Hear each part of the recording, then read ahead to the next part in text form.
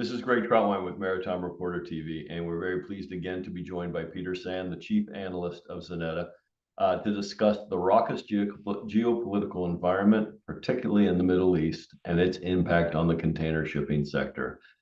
So, Peter, in the wake of all the disruptions that we saw in the container shipping sector in 2023, I'm sure most of us were hoping for a boring 2024, but the year has started off anything but boring, with the Houthis firing drones and rockets at commercial ships transiting the Red Sea.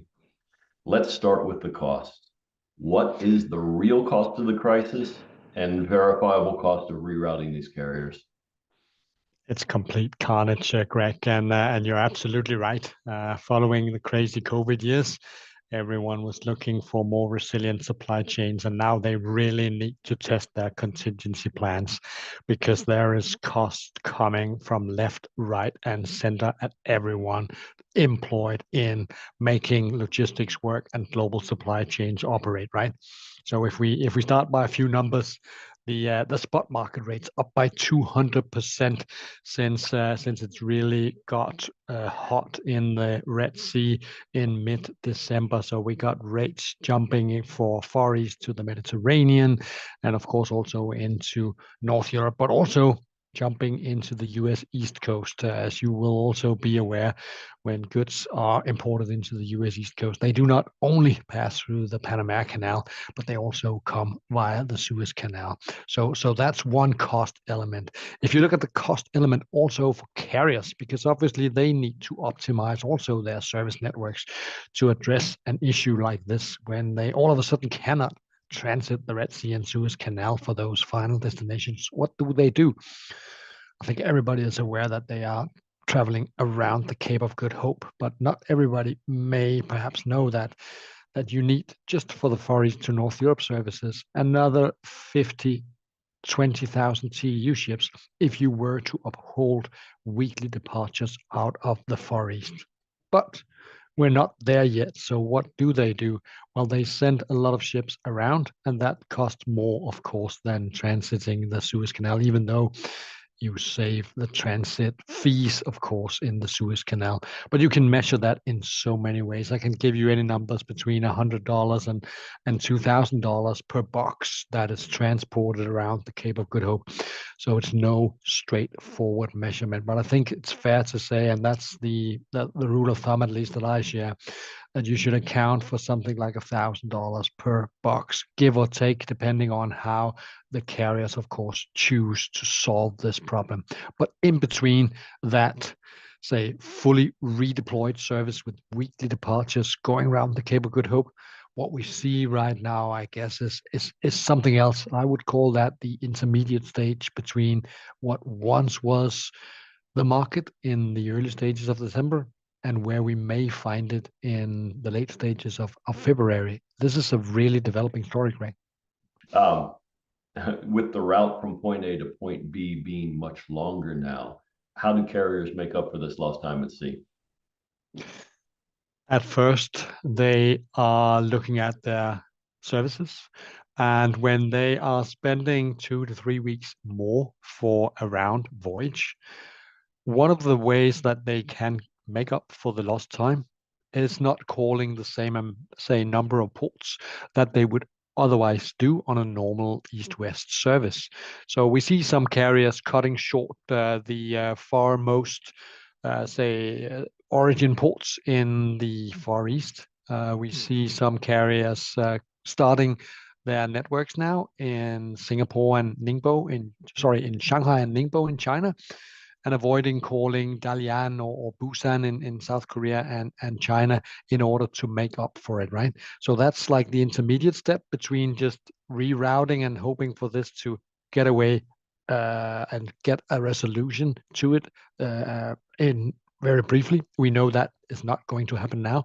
So they are doing what I will call the intermediate stage right now.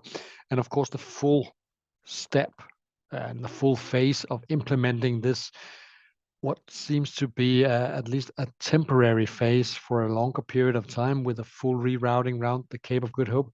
You need to deploy those, say, additional ships up to a couple of hundreds, depending on the size and the services, of course, into the networks if you are to maintain the same service speed, if you are to go around the Cape of Good Hope, and if you are to keep weekly departures out of the same original destination origins in the Far East, right? So complex stuff as always, but what shippers need to do about this is, of course, act on what they know right now. So secure space, secure equipment.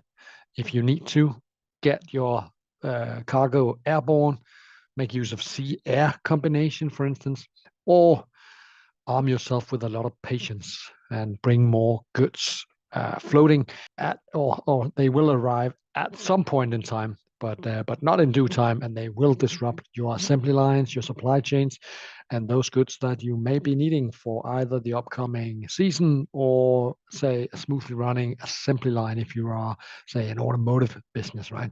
So a lot of things to handle, not only for the carriers, but certainly also for the shippers that has the cargo that may not arrive in due time, and it will cost a lot.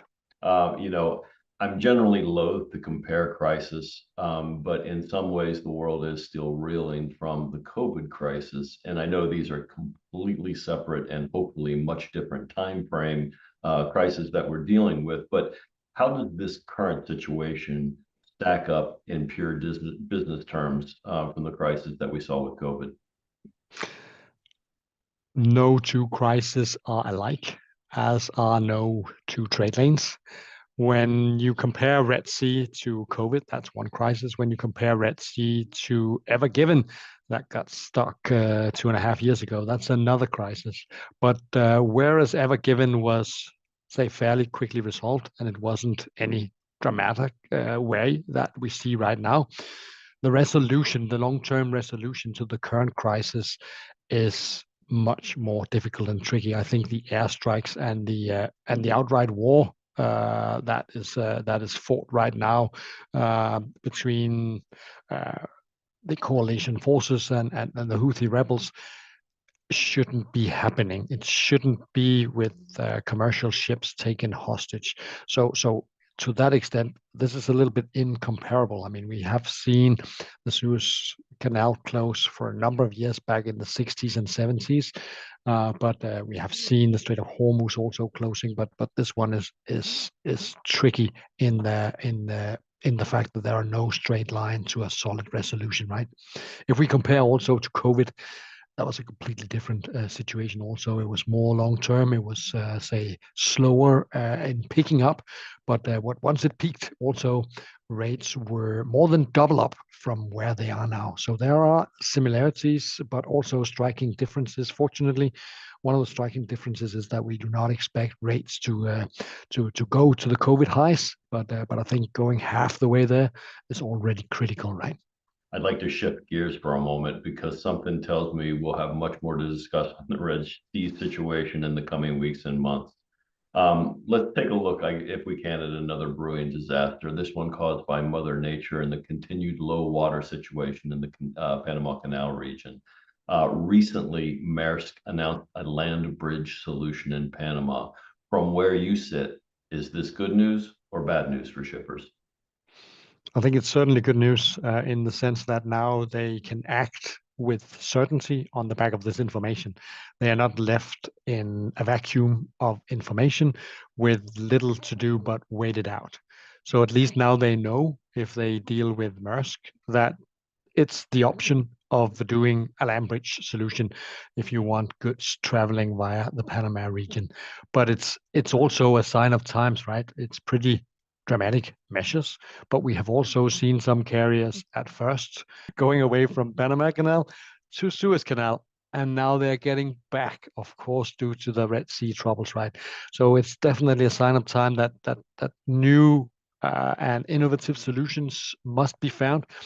I mean, a land bridge may not be that innovative, but at least it gives foresight. It gives, say, some accountability for the shippers in order to know what should I expect for delivery, for price, and also most importantly, if they can count on the specific transit time. So I think it's good news despite the problems, and I expect to see more as the drought and the situation in Panama only gets sideways or continues being a severe issue for at least another half a year and then some.